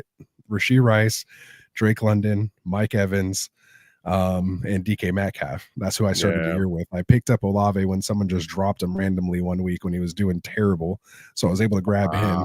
And so but literally lost everyone. So I have QJ in my wide receiver 3 spot in the standard league, and more so because I feel like he has that chance to score a touchdown compared to most folks that are available in non PPR leagues. So I have him as my wide receiver 27. Here, even in full PPR, I have him ahead of guys like Devontae Adams, Khalil Shakir, Jalen Warren, Amari Cooper, JSN, Cedric Tillman, kind of that range. But I have guys like Drake London, even with the matchups, Tank Dell, CD, D-Hop, Devonta Smith, who I had ahead of him, even though I had a tough game. But yeah, so that's kind of where I have him. So what are you thinking about, QJ? I have him at wide receiver 36, right on the cusp. Which is it's bias for me, it is, and I try to eliminate the bias when I do my rankings. But what I will say is built into you. it is. But what I will say, to be fair to Quentin Johnston, is he's made me rethink it. He's had some games where you're like, wide receiver 36 is a compliment compared to where he was buried. He was like wide receiver 360. You know what I mean? To start the year, really go play in the CFL over there, brother. But you're never going to get the consistency that you're looking for. So that's the piece for me that is always like, can you start him? Can you not? In this matchup, like you said earlier, they've been getting into shootouts. Even if they're not in shootouts, the Bengals aren't great. You know what I mean? So the games at home in LA, they're favored. They're favored. Like, give me Quentin Johnston as a wide receiver 3 / a flex play, especially this time of the year with buys and injuries, and hope it's a week where he gets a touchdown or 2. And one weird little thing that I think is a factor too with Gus Bus coming back and his inefficient running, it's going to cause them to throw more. Less touches you're giving to J.K. Dobbins, which is the smart thing to keep him fresh. You kind of got to do it. You leaned on him early in the year, keep him fresh. Probably didn't think you're going to be 6-3 at this point, and maybe have a chance, not at the division, but maybe as a wild card. But maybe. So I think they got to do it, but that might make them kind of open up, a little more. So yeah. I mean, I'm not going to start Gus, obviously, and I know you've got Will Dissly on this sheet. I just wanted to talk about him, right? Like, I've heard the name getting thrown around everywhere because he's had a couple good games. Yeah, but it's like the hot name. I'm like, nah. I have him as a sit as well, but at the same time, it's like I want to just pull this really quickly because this is the DFS 5 through 57 is sits really. Well, I mean, week 7 against Arizona, 11 targets. Week 8 against New Orleans, 7 targets. 3 against Cleveland, but then 6 last week. Yeah, but wasn't that with Palmer and QJ out though? Like, that was the part. That was the part that I was just going to say. Was like there was nobody else. So that's the reason why I'm playing analysis. Yeah. So, and there's nobody. I mean, look, outside of the obvious on the Bengals side of the ball. I'm not going to Yoshi Voss. I'm not going to Gesicki, Jermaine Burton. Like, I don't want anything to do with any of that. So let's move on and talk about this last disgusting game so that we can talk about some Q&A here. Let's do it.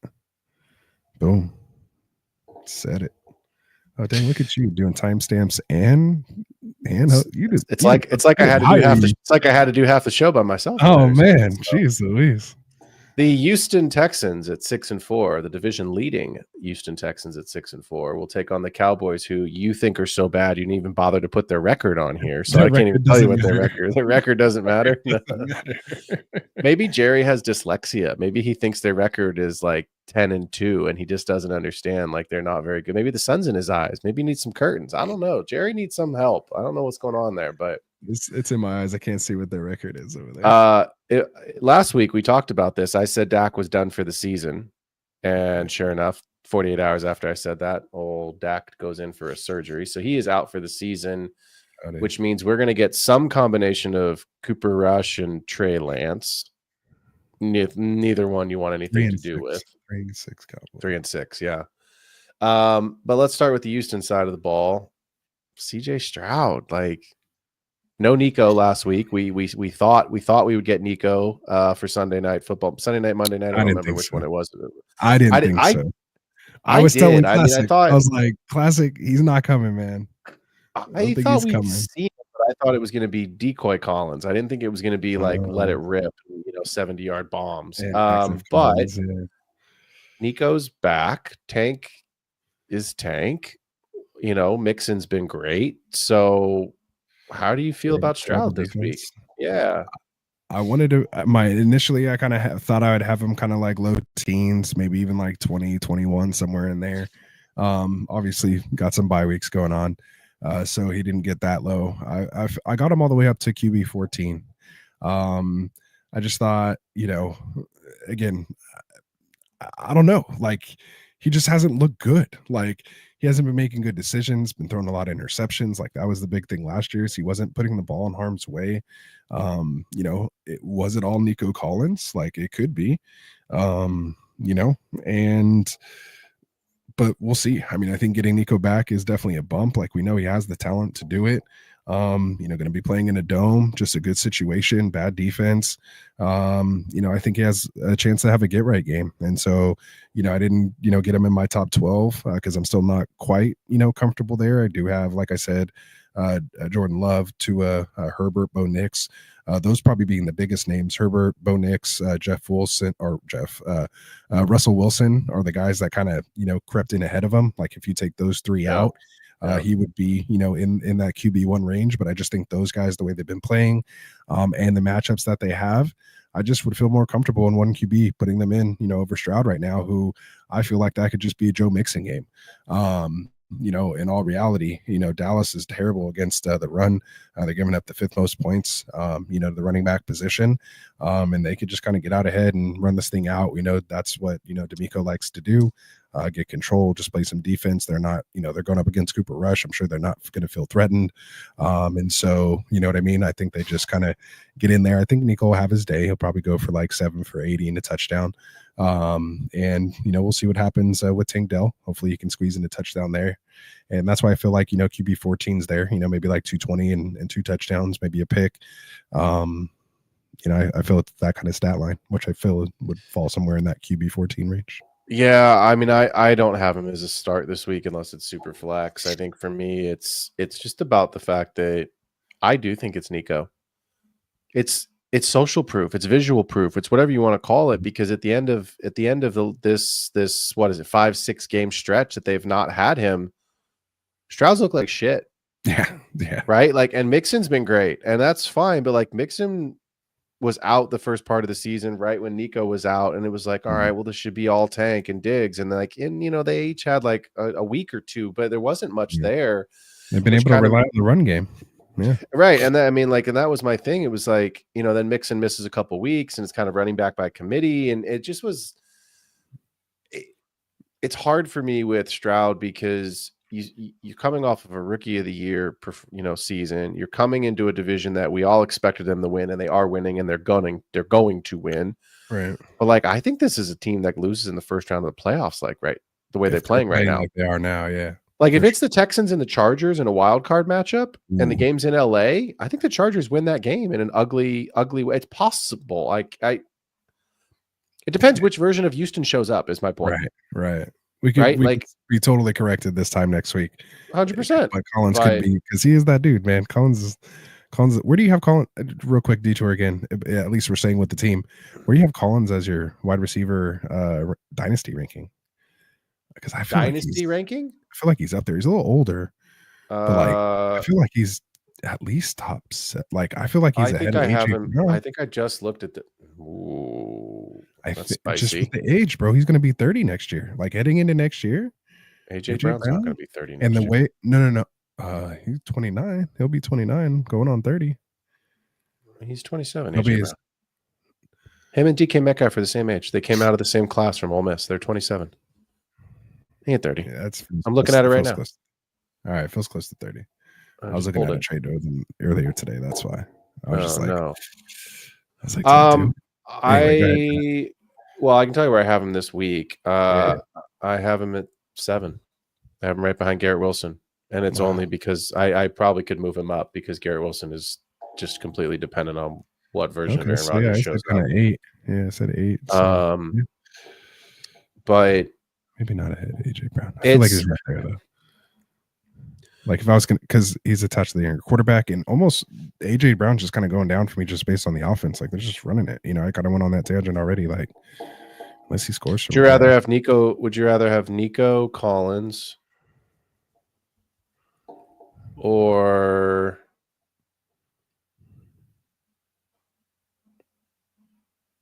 would you rather have Nico Collins or Garrett Wilson in Dynasty? Nico Collins. Even though he's Collins or DK. Probably Nico still. But I love DK. Nico Collins or I think that's the line for me. That's why I use DK. I think that's probably the line. Because Amon-Ra, Chase, JJ, they're all ahead. Yeah. That's why I didn't get rid of those. Rasheed Rice or Nico? How do you rank that? Considering the injury and potential. But if all things are equal, I would take Rice. Same. If I'm in a dynasty startup and I would still take Rice in the startup, even with this looming system. Yeah, you'd have to. I would have Rice. After what we saw, it was questionable coming in, which is why he dropped so much just based on the suspension. But we saw that click early on, and it was like, okay, yeah, he should have been drafted well ahead. Yeah, and then he was gone for the season. All right, so I think DK is probably right around that line then for me in Dynasty. Right. So sorry about that. It's all good. Let's talk about Rico Dowdle because Rico Dowdle's the hot name this week. Mike McCarthy coming out. He's going to get all the run, and we're not doing a running back by committee and all this great coach speak. Yeah, exactly right. Are you buying it? Is it? Hey, we haven't done legit or bullshit in a while. Is it legit or is it bullshit? So. Pretty much bullshit to me because they don't have anybody else. Their other star player Dak, he's hurt. Micah Parsons just came back, right? And then CeeDee Lamb dealing with that shoulder injury, he's hurt. And then you got Cooper Rush at quarterback. You didn't plan for your stars going down like this. There's nobody else on the team. So Dowdle's like your quote unquote next best talent. So of course you're going to talk him up, try to get the best play out of him that you can. This is what we were kind of like expecting and waiting for. Like this is why I have Dowdle on several teams. That was kind of just chilling there. But I think he's just like low end RB2, maybe put him in the flex spot if you really need to, based on some of these wide receiver injuries, and especially during, by NATO coming up here in 13 or 12 and 13 or 12 and 14. I'm sorry. So, just kind of is what it is, but obviously without Dak there, it limits the upside he could have had. Let's just hope maybe in PPR leagues, Rush will, dump it out to him and, maybe they do some design screens and stuff like that, but I wouldn't trust McCarthy. I have Dowdle at 25, but now that Tank Bigsby's been ruled out, I might move Etienne up ahead of him.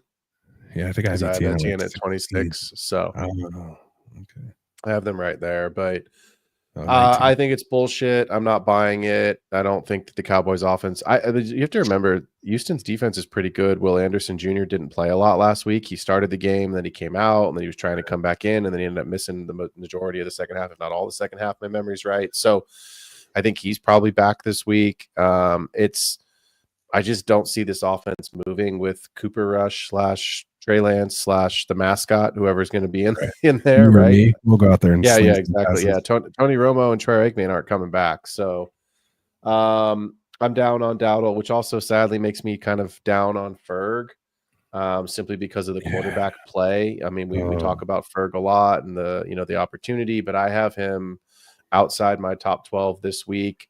The question I want to ask you is Jake Ferguson or Dawson Knox?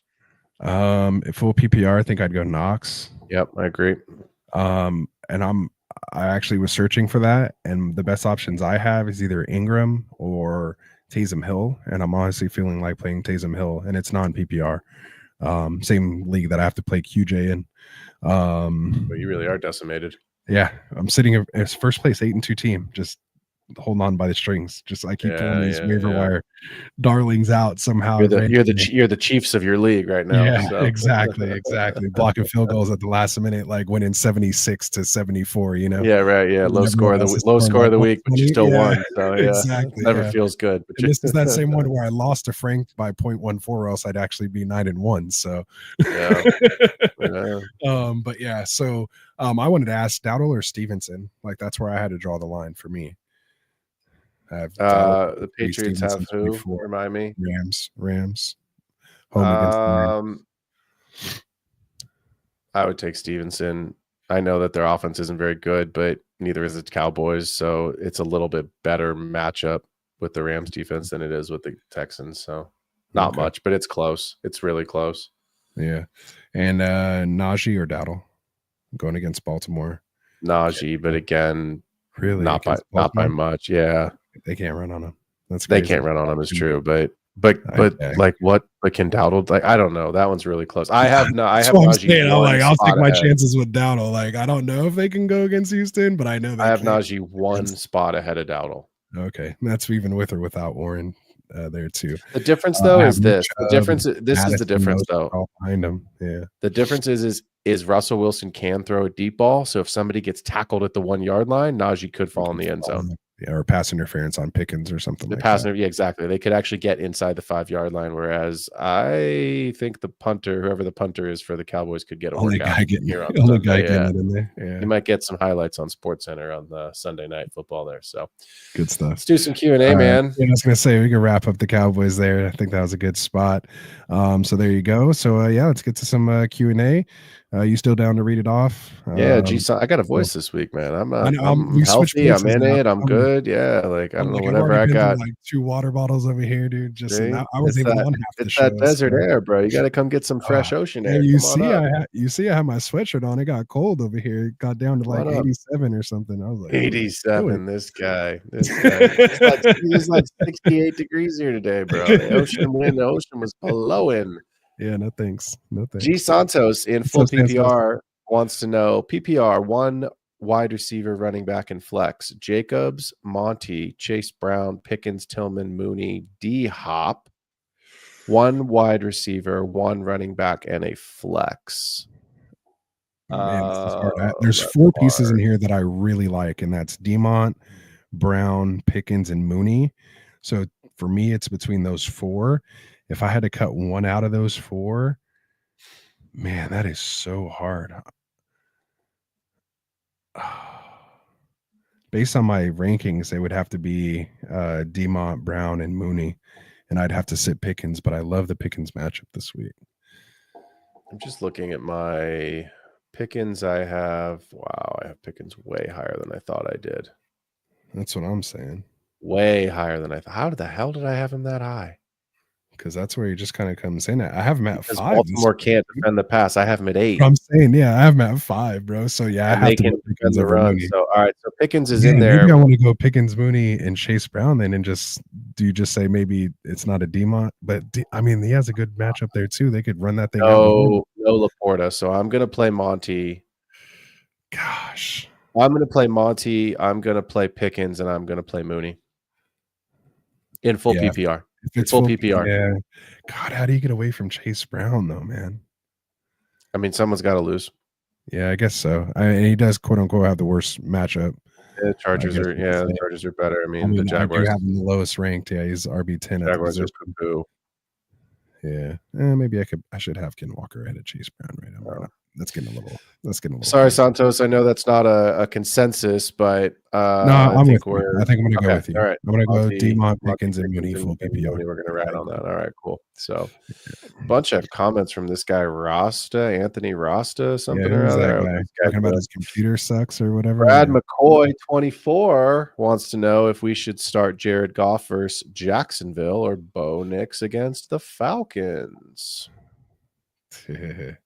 I mean, my rankings have Jared Goff ahead, but here's my answer to the question, Brad. If you start Bo Nix, I do think it could be a stronger start because Atlanta could actually keep up. I don't see a world where Jared Goff, if the Lions get out ahead, has to keep throwing it, and it turns into a salted away kind of a running game. So I am going to take Bo Nix in this particular question, even though I have Goff slightly ahead in the rankings this week, because I think it's a better game environment, and the Broncos are at home.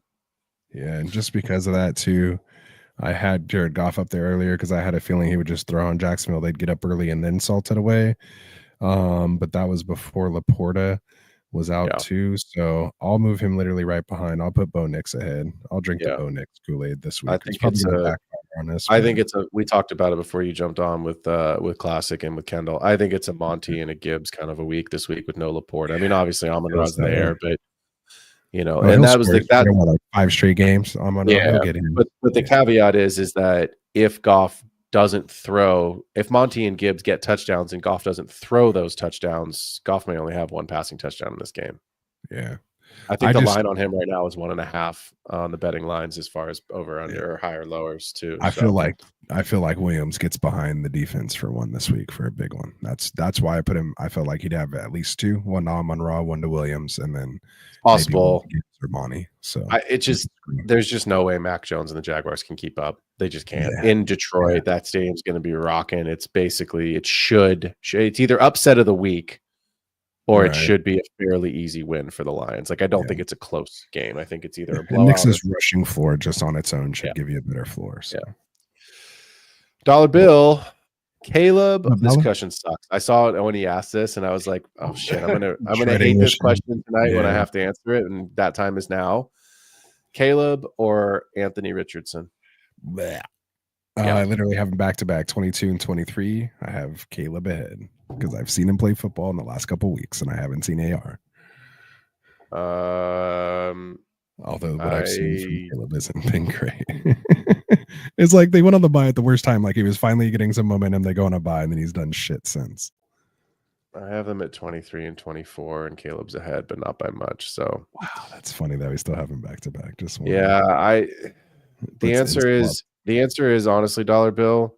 Flip a coin because it ain't gonna be good. Yeah, exactly. It ain't gonna be good. And flip it. I got dollar bill on my desk here. Is it George Washington? Yeah. If George Washington is staring at you, put that guy in. Yeah, man, it's close. It's going to be close. They're probably going to finish about the same. The truth is that Green Bay's defense is good. Matchup. Yeah, it was. Yeah, I mean, Anthony Richardson hasn't played. They're going to New York. At least Caleb is at home. At least he's at home. I know that doesn't maybe mean as much to some people, but it's just hard to trust either one. But I would play Caleb. Ferguson. Oh, didn't I just ask this? Oh, that's funny. Ferguson or Knox? I just asked you that. Oh yeah, you did. So we both said Knox. So there you go. Knox. Nice. All right, nice, dollar bill. Good that you're thinking along the same lines we were. So, Armin, hey fellas, how do we feel? Did we just do this? Knicks and Goff? Oh yeah. Yeah, we play Knicks and Disley versus Knox. Thanks. All right. So there you go. Oh, sorry, Disley and Knox. I would play Knox. Yeah. Okay. Oh, we like that. Hey, thanks for the late show. Yeah, all these other guys are done early. Yeah, we're late night here, man. We do this. We still got real jobs, so that's why we need you guys to like and subscribe. Maybe we can do this full time. We'll add day shows, but we'll still keep the night show. We could not do the night show. Can't not do the night show. Yeah. Armin also wants to know stacking Sutton with Knicks this weekend. Looking at Knicks. Oh, there's a comment, not a question. Looking at Knicks' scheduled performance, you can read his improvement across games. I think we'd all agree with that. We think Bo Nix has been competent and pretty good the last couple of weeks. Get him in there. And I actually have Sutton in my top 15. So yeah. The only reason I am not starting Cortland Sutton this weekend is because I just traded for Christian McCaffrey. Thank you, Kendall. That'll do it. So old Christian McCaffrey is in. Why we started this comment. Scott Kobe or Kobe. I'm going to say Kobe because I think it sounds cooler. Yeah. Debo owns the Seahawks. Does that continue? Yup. Always. Debo. Yeah, we did see him say the center retired. I did see that. Fantasy Football Tavern. I wonder if we know that guy. He would like to know. The Fantasy Football Tavern would like to know Stroud rest of season getting a bump with Nico back. Yes. Yes. Putting him in back over some questionable spots, or are you streaming him on the bench until you see production? Let's do the single quarterback league, because I think in Superflex, obviously, we would say start him. But in single quarterback, yes, he gets a bump for having Nico back. But would you start? It's those 3 guys that I mentioned that I'm quote unquote streaming over someone like Stroud, which is going to be Bo Nix. It's going to be who did I say? Bo Nix, Russell Wilson, and who else did I have ahead of him? That's a streamer. But I think those are the streamers that would have two. Yeah, Stafford, I think. Oh, Herbert. It was Herbert. Herbert's a streamer. Yeah, Herbert's been like getting ranked as like my QB 20 for like weeks until like he's been on this last little heater. Well, that's what I mean. I think somebody's got to picked him up in the last 2-3 weeks. Yeah, I just meant he's like one of those, like he didn't get like draft, like, you know what I mean? He wasn't drafted as a top 12 guy. You know what I mean? Okay. So you went to the waiver wire to go grab a new quarterback, and got it. Yeah, he's probably not on the wire now, but I could still see him for other leagues. Yeah. So, but yeah. Fantasy Football Tavern would also like to know Dowdle or Estime rest of season. I need more info on Estime to make a decision on that. So with what I know now, I'd stick with Dowdle. I would too. Dowdle in several spots. I didn't go out and swap him for Estime. So that tells me that's my answer. I mean, at least you know what's not in Dallas, and you do know what is in Denver, and there's more hands to get on the ball in Denver. That's just the reality. I can't fully buy into Estime because I have so many shares of McLaughlin and best ball, so I still have to just hold out hope for that at the end. And I mean, Cortland Sutton's been good. Bo Nix has been throwing it like running it. Yeah. So Bo Nix has counted for like more than 50% of their rushing touchdowns this year. That's a little bit of Jalen Hurts syndrome there. So it's like a really big fan, Jalen Hurts. Yeah, extremely. FF season 1 PPR. Who do I roll with this week? Tight end edition. Pitts, Hawk, Andrews. Well, I can tell you, not Pitts. Okay, I was going to say, to me, it's a pretty easy Andrews on that one. Yeah, I'm a pretty easy Andrews on this as well. I just wanted to give myself 10 seconds because the Steelers does give me a little bit of pause, whereas Minnesota have, remind me, we just did that game too. Tennessee. Yeah, both tough defenses. I'd still take Andrews. Yeah, I have them at 7.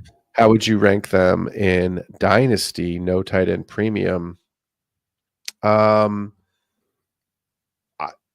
still have Andrews higher in Dynasty than these other 2 guys. I know it's been bad, but the touchdowns have been picking up. My bigger pause is like, would I have Hawk ahead of Pitts?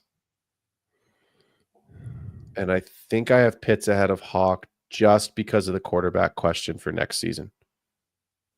We just don't know who the quarterback in Minnesota is going to be. Is it going to be Sam Darnold? Is it going to be another, Joe Flacco, Jameis Winston type bridge until McCarthy is ready? Supposedly this second surgery that McCarthy had this week. He had that second surgery, yeah. But supposedly it didn't impact the timeline of his recovery. It was more just a cleanup procedure. Oh, okay. That's so cool. I don't see them rushing him back, but again, he got hurt in preseason. So timeline-wise, he should be good to go for the start of week 1 next year. The question is are they going to give him the keys?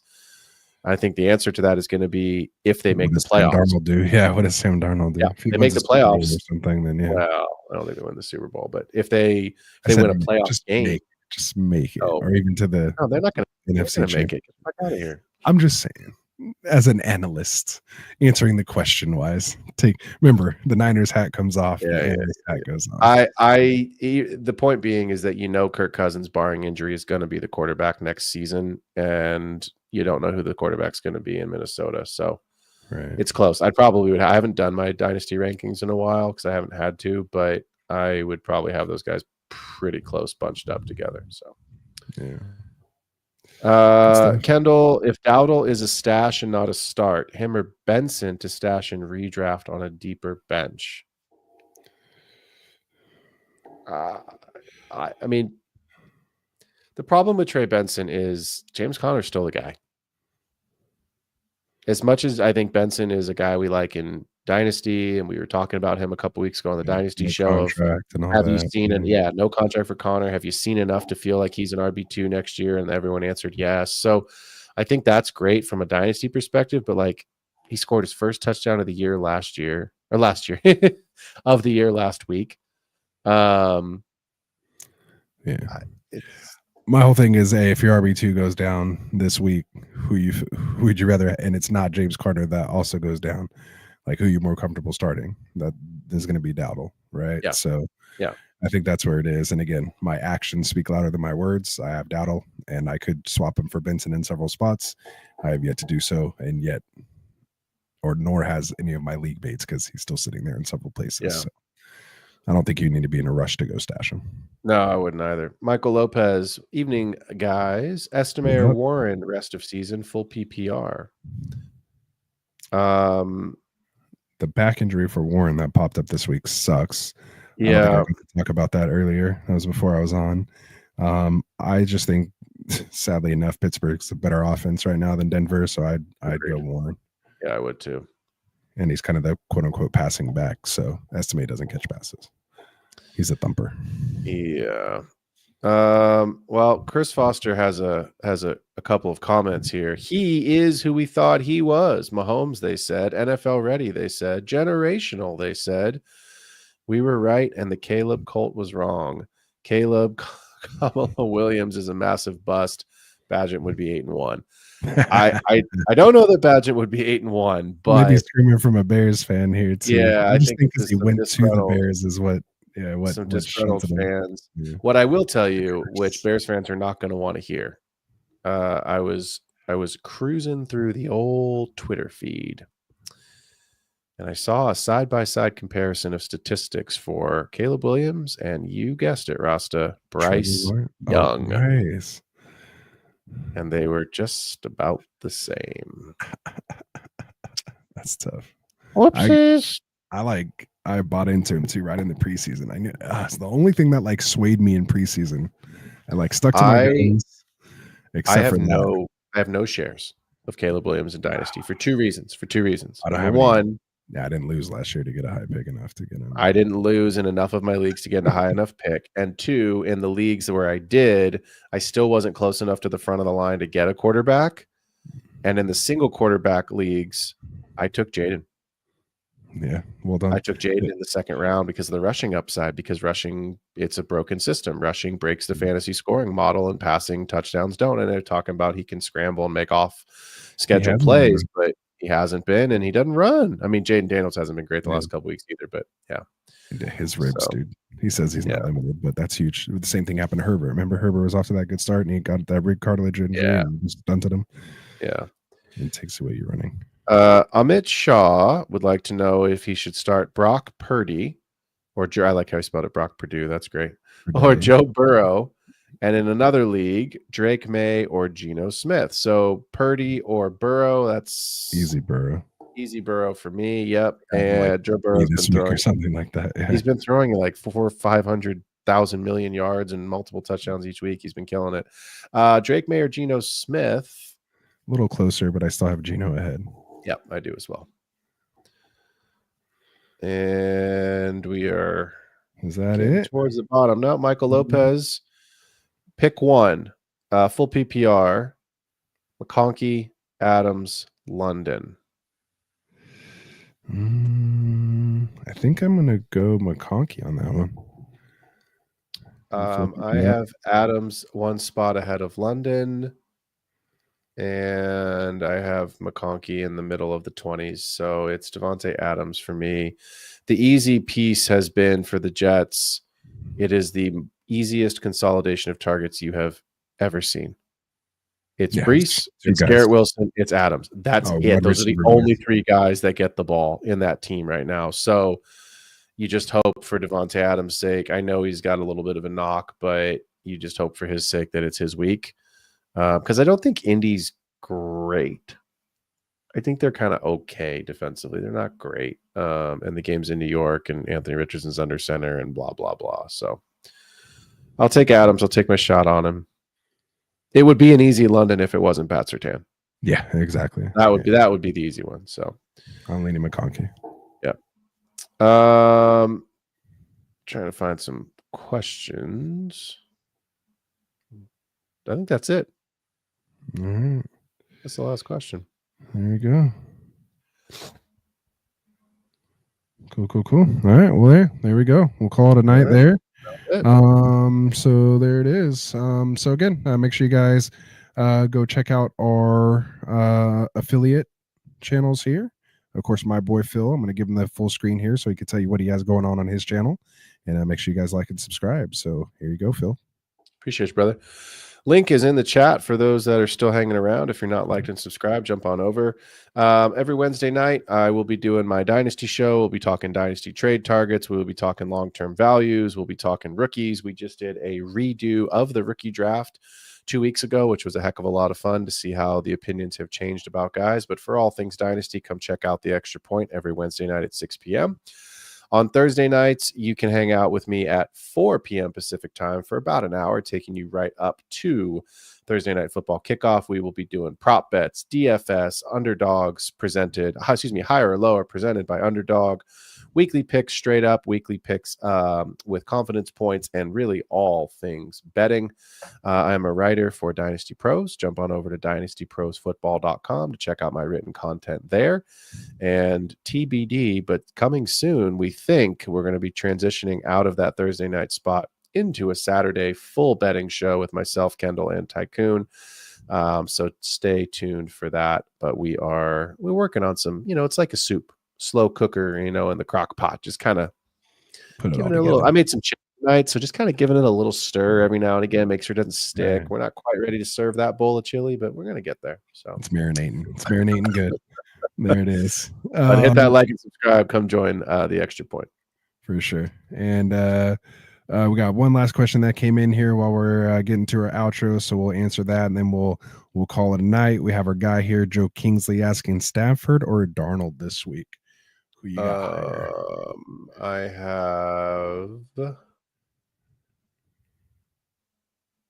have Sam Darnold one spot ahead of Matt Stafford. I have Stafford 2 spots ahead of Darnold, so I have Stafford at 15 and Darnold at 17. Yeah,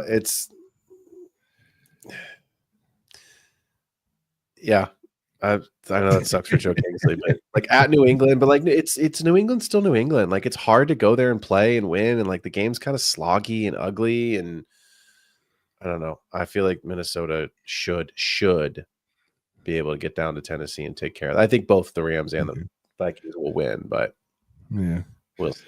It's tough. It's close. I have them close. I have Gino right in the middle. So we'll see what happens there. So hopefully that helps you, Joe. Come back on Sunday morning. Classic Mike will be here doing his active and actives. And he'll do some last minute start sits for you, getting your lineups right up until kickoff. So get your, maybe he'll break the tie for you on Sunday morning there. So come back and check us out. So hopefully you guys hit that like and subscribes button for us. We appreciate it as we continue to grow here. Again, we always try to get to your guys' questions here and answer as many as we can. So we appreciate the support. Again, we will be back here on Sunday. And then, like we said, we're here with you basically 7 days a week going live, taking your questions and with some, I guess, prescribed content as well, too, that we'll have for each one of our shows. So tell your friends about us. Good luck here this weekend. And we'll see you guys back here on Sunday. For all of us here at Get Right Fantasy, for Classic Mike, for Kendall, held it down in part 1, of course, for Dustin, for Frank, for our boy Tycoon, of course, for you, Phil. Appreciate you hanging out here and holding the show down tonight. That was awesome. We'll see you guys all later. Peace out. White fantasy is the play. Marking nothing, but I tune in every Friday. Strategies provided, I will lock in every way. So go